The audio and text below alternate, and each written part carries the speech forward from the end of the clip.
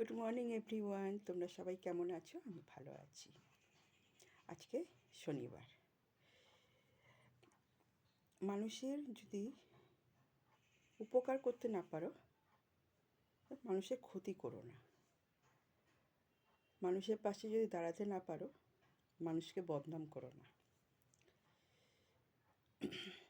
মানুষের যদি সহযোগিতা করতে না পারো, দূরে সরে আসো। এটাই আমি মনে করি।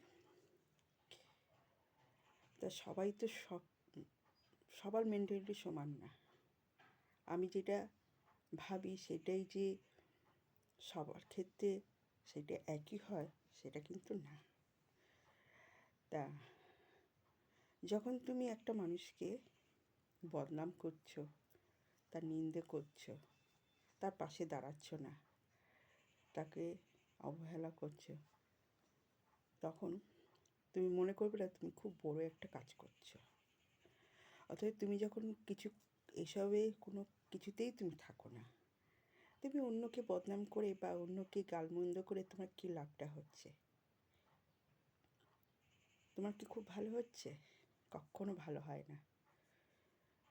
তুমি কারো কিছু করতে হবে না, কাউকে গালমন্দও করতে হবে না, কারো সহযোগিতাও করতে হবে না। তুমি তোমার মতো থাকো, তাও দেখবে একটা আলাদা সুখ। কিন্তু মানুষ সেটা পারে না। মানুষের মধ্যে এক একটা ক্যারেক্টার থাকে, সে যেরকমই হোক।